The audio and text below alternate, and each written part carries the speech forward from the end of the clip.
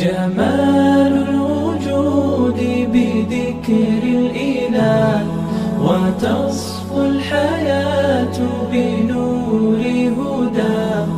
جمال الوجود بذكر الإله. السلام علیکم ورحمۃ اللہ وبرکاتہ.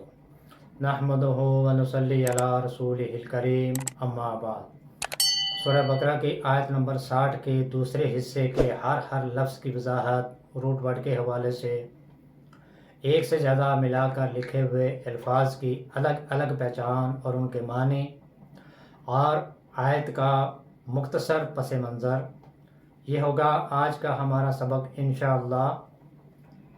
قد تحقیق یقیناً، علمہ عین لام میم یہ اس کا روٹ ورڈ ہے، علم جاننا، کلو سب کے سب یا تمام، اناسن حمزہ نون سین انس انسان، ناس لوگ، مشربہم دو لفظ ہیں، مشرب شین را با یہ اس کا روٹ ورڈ ہے.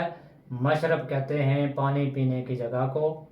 ہم اپنے، کلو حمزہ کاف لام اکلا کھانا، وا زبر وا اور، اشربو شین را با شربا پینا.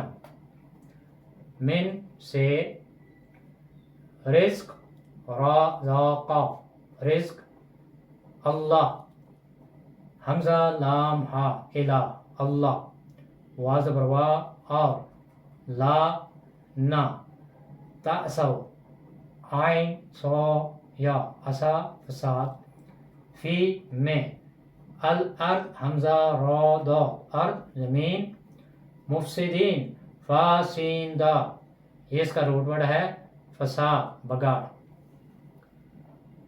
قد تحقیق یقیناً، علمہ جان لیا پہچان لیا، کلو اناسن تمام لوگوں نے، مشربہم اپنی پانے پینے کی جگہ کو، کلو کھاؤ، وشربو اور پیو، من رزق اللہ اللہ کے رزق میں سے، ولا تعثوا اور نہ فساد کرو، فی الارض زمین میں، مفسدین فسادی بن کر.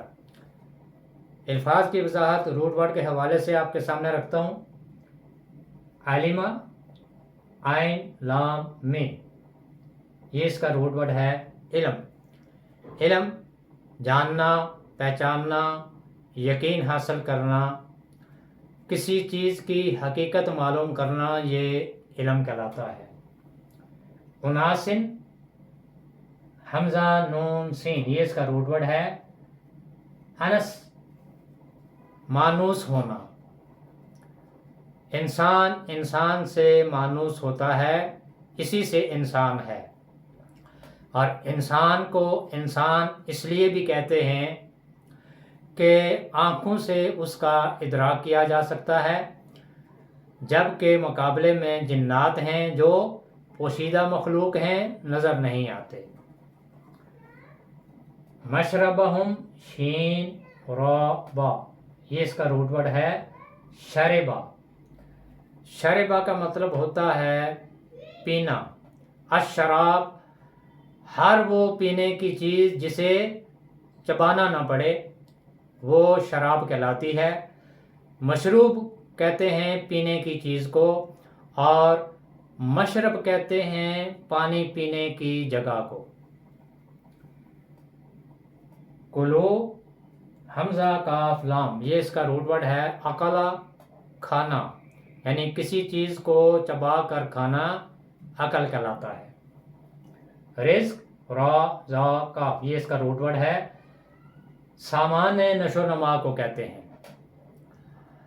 ہر وہ چیز جس سے فائدہ اٹھایا جائے، چاہے وہ غذا ہو یا سامان نشو نما، تنخواہ ہو یا آمدنی یا کھانے پینے کی تمام چیزیں، یہ سب رزق کہلاتی ہیں. یعنی وہ تمام اسباب و ذرائع جن سے انسانی جسم کی نشو و نما ہوتی ہو، وہ سب کی سب رزق کہلاتی ہیں.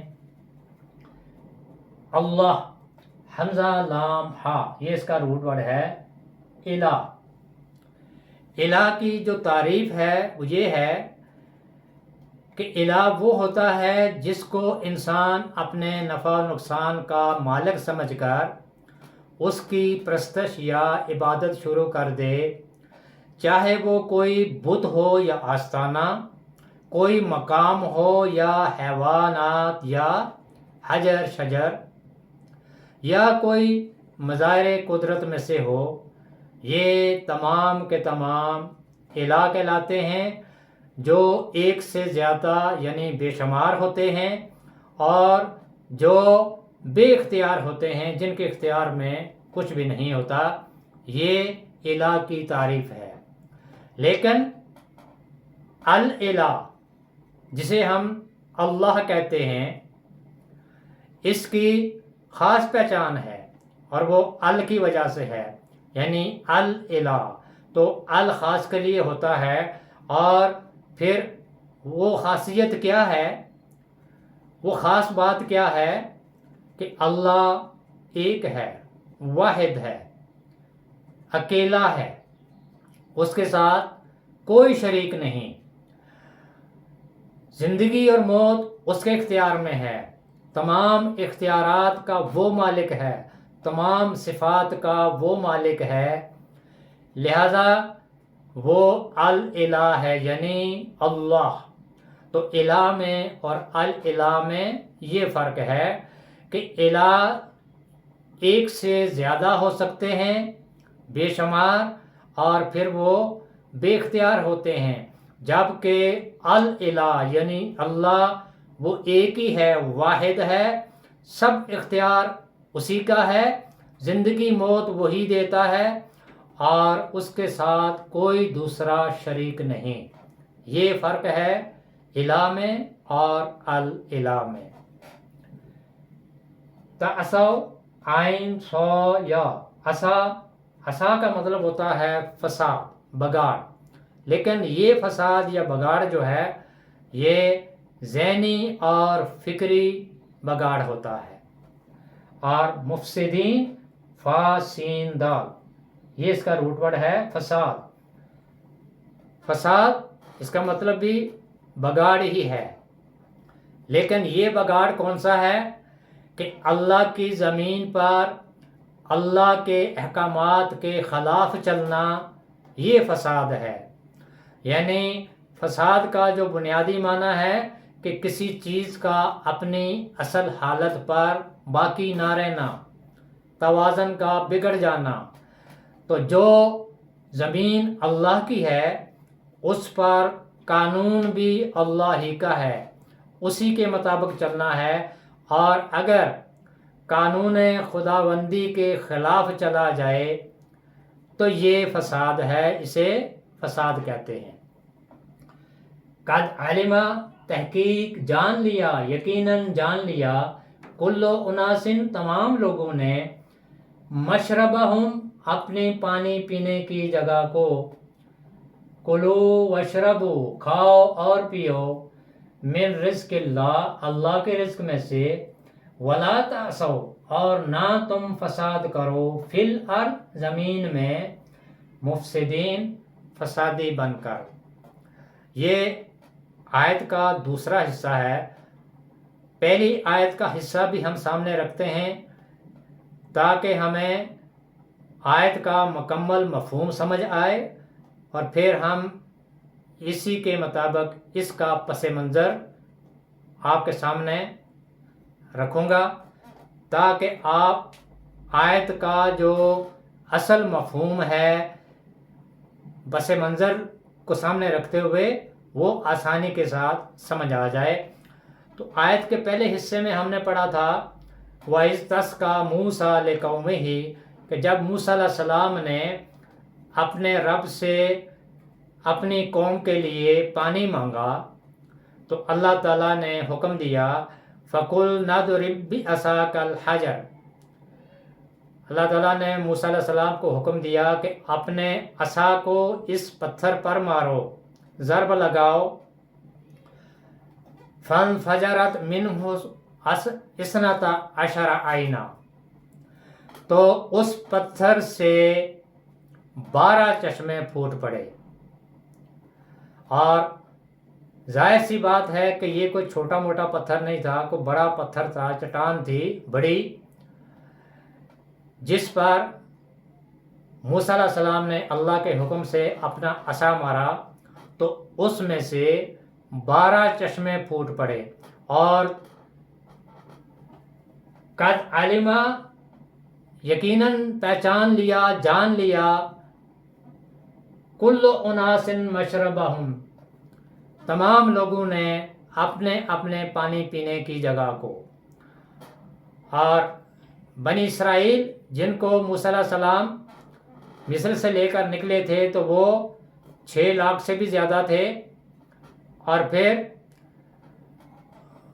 ان کے اندر 12 قبیلے تھے، اور جہاں وہ پڑاؤ ڈالا تھا، انہوں نے رکے تھے صحرائے سینا میں، وہاں پانی پینے کا نہیں تھا۔ تو اللہ تعالیٰ کے حکم سے موسیٰ علیہ السلام نے اس چٹان پر اپنا عصا مارا تو 12 چشمے پھوٹ پڑے۔ اور وہ 12 چشمے سے مراد یہ تھی کہ وہ 12 کے 12 جو قبیلے ہیں وہ اپنی پانی پینے کی جگہ کو پہچان لیں تاکہ ان کے درمیان کوئی اختلاف پیدا نہ ہو۔ اور پھر اللہ تعالیٰ نے ان کو حکم دیا، کلوا واشربوا من رزق اللہ، کہ اللہ کے دیے ہوئے رزق میں سے کھاؤ اور پیو۔ اللہ تعالیٰ نے کھانے کا انتظام یہ کیا تھا کہ ان کے لیے من و سلوہ اتارا تھا، اور پھر اس پتھر سے اللہ کے حکم سے 12 چشمے پھوٹ پڑے تھے، اور ان کو پینے کے لیے پانی بھی میسر ہو گیا تھا۔ بنی اسرائیل چونکہ بنیادی طور پر مسلمان قوم تھی، لیکن ان کے اندر بگاڑ آ گیا تھا، اور یہ بگاڑ بھی اس وجہ سے کہ وہ اللہ تعالیٰ کی نافرمانی کرتے تھے، اللہ سے کیے ہوئے عہد کو توڑتے تھے، لیکن اللہ تعالیٰ بار بار ان کو مہلت دیتا اور ان کی غلطیوں سے درگزر کرتا۔ یہاں بھی اللہ تعالیٰ نے ان کی غلطیوں سے درگزر کر کے ان کے کھانے پینے کا، رہنے کا انتظام کیا۔ لیکن یہ چونکہ ایسی قوم تھی جو نافرمان قوم تھی، تو انہوں نے اللہ تعالیٰ کی اس نعمت کو پانے کے باوجود بھی اللہ تعالیٰ کی ناشکری کی۔ تو کیا ناشکری کی انشاءاللہ وہ اگلی آیت میں ہم پڑھیں گے، لیکن اس آیت کا پس منظر یہی ہے کہ جب انہوں نے موسیٰ علیہ السلام سے پانی طلب کیا تو موسیٰ علیہ السلام نے اللہ تعالیٰ سے پانی مانگا، تو اللہ تعالیٰ نے موسیٰ علیہ السلام کو حکم دیا کہ اپنے عصا سے اس پتھر پر مارو، ضرب لگاؤ، تو اس سے 12 چشمے پھوٹ پڑے، اور بنی اسرائیل کے جو 12 کے 12 قبیلے تھے ان سب نے اپنے اپنے اس چشمے کو پہچان لیا، اور انہیں پانی پینے کی وہ جگہ معلوم ہو گئی، اور انہیں پانی بھی دستیاب ہو گیا۔ لیکن ساتھ میں اللہ تعالیٰ نے بنی اسرائیل سے یہ کہا، کیونکہ اللہ کو تو یہ علم تھا کہ یہ نافرمان قوم ہے، تو اللہ تعالیٰ نے ان کو حکم دیا، کلو وشربو، کھاؤ اور پیو۔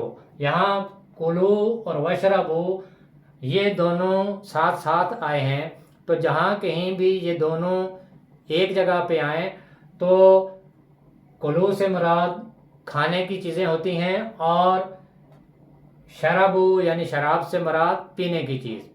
اور اگر کسی جگہ پہ الگ سے کلو آئے تو اس میں کھانا اور پینا دونوں شامل ہوتے ہیں، تو یہاں دونوں الگ الگ آئے ہیں، کلو وشربو، کھاؤ اور پیو۔